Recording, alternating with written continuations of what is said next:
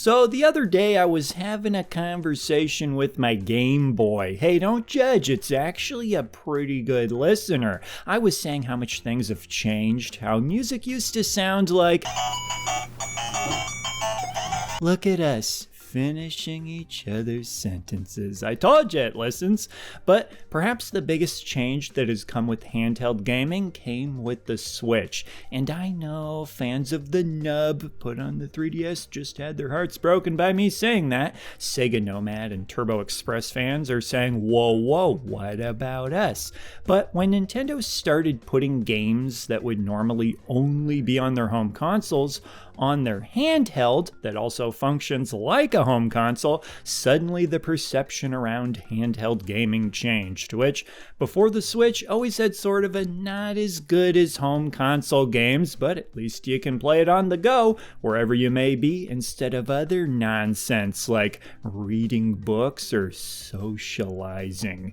Yeah, there's been a long prevailing attitude that handheld games are secondary and supplementary to the home console experience, a lot of which has to do with the fact that for the longest time, handheld games would be different games than home console games, with the feeling being that the biggest efforts and most talented developers focused on home consoles, not handhelds. There's a reason Ocarina of Time originally came to N64 and not Game Boy Color. Some gamers will even say, oh yeah, I forgot handheld games exist, if you remind them, and judging by the sales of the Switch, on pace to be the greatest selling console as of this video, I can only conclude that we've always wanted our handheld games to resemble home console games, but we want the freedom of them being on a handheld. Hi there, welcome to Underneath My Bed Blankets, where I'm playing a big Zelda release after bedtime.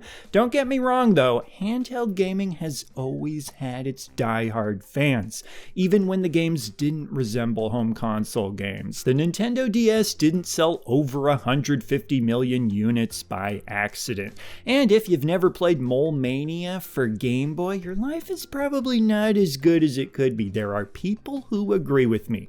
But because you would have different projects dedicated to making exclusive handheld versions of games, you could argue that handheld gaming used to have more personality. Question is that personality actually better? Kong94 has a great personality, always knows how to make me smile. Perhaps the biggest difference between handheld and home console games is the disparity of power when it comes to the hardware, which is what necessitated the difference in games available between the two to begin with. The difference could be pretty drastic too. In 1998, the Game Boy Color was doing its thing, while the Sega Dreamcast was doing its thing. Talk about a big gap. Power doesn't automatically make a console better though. The Dreamcast could only dream of games that sold as well as the Pokemon games did, with even Red and Blue still being pretty popular at that point. And yeah, sales and quality aren't always necessarily a one-to-one comparison, but still. Pokemon is kind of like the ultimate ace in the hole for handhelds. Real easy to just say, yeah, biggest media IP of all time, Pokemon. It almost feels like an argument that's cheating, but it is still true. Like someone saying how great Girl Scout cookies are, selling 200 million boxes a year, but then saying nanners are still king with 100 billion bananas eaten a year, which, to be honest, seems kind of modest. I swear I consume that many alone during my Donkey Kong sessions. Pokemon is an interesting series for handhelds though, because they're much longer games than most handheld games. The average handheld game tends to be shorter than the average home console game, likely in part due to the lower hardware and game software capabilities, but also because the games are meant to be played on the go, so shorter, more bite-sized experiences make sense. In a way, retro gamers not liking handheld games almost seems ironic. Lots of retro gamers don't mind consoles being less powerful, as older consoles tend to be less powerful than newer ones, and don't mind games being shorter, more time-friendly experiences. What with limited free time and all, heck, some people our age will even tell you that free time to play games is just a myth, like finding inner peace or not having room for dessert. But the fact that handheld games tend to be quicker, more accessible experiences, combined with being on portable devices, I'd argue that one of the biggest advantages for handhelds is that having more flexibility and opportunity to play games results in more time actually playing games, which is incredibly valuable. Whether you want to leave your home or just leave your couch, handheld gaming has got your back. Loser, winner. That said, with the flexibility of handheld gaming, there are still additional compromises besides the less powerful hardware. Worse screens, worse speakers, and worse controllers, seeing as with handhelds, the console is the controller. Now, I give handhelds a lot of credit for making things as comfortable as they could. Game Boy Color still genuinely feels pretty darn good, I'd say, but for the most part, a dedicated standalone controller is going to be more comfortable.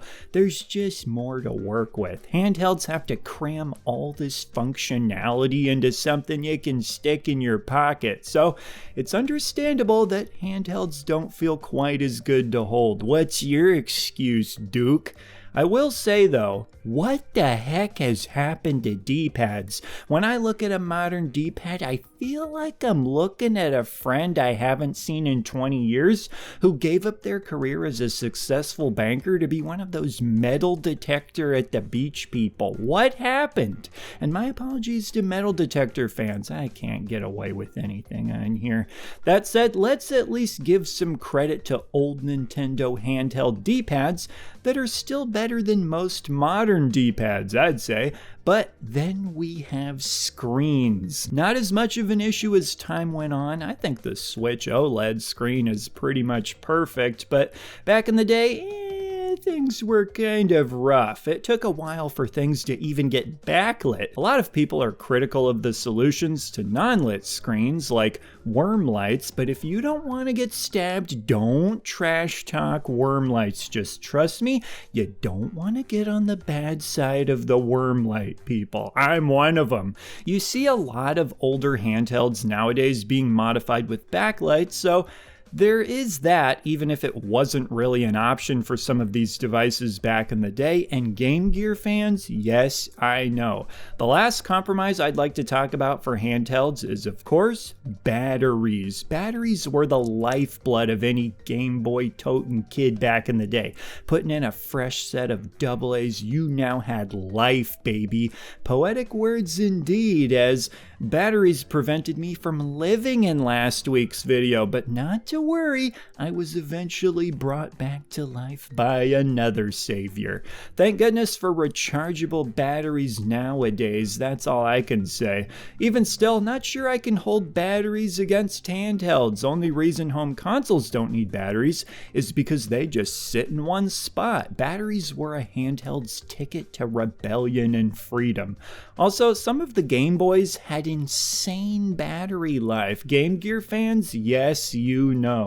Alright, now at this point I've weighed some of the pros and cons of each. To answer which is better, I'd say that home consoles are better, mainly because it comes down to the games. I mean, what's more important than that? Dust flaps? And even if it was, N64 has got sweet dust flaps. But yeah, most of the biggest and most talented developers have focused on home consoles, and now that handhelds and home consoles have basically converged, I'd argue there's not even really a distinction between handheld games and home console games. Everything is a home console game, and there's just handhelds that are powerful enough to play them. So, as the years go on, it'll eventually be more of a lifestyle choice. Do you prefer portable or non-portable mode? I got a hunch what the metal detector people will say, but that about does it for my thoughts. Would love to hear all of your answers, and I'm really curious to see how the results break down. So with that, leave a comment down below, and I will see ya in the next video.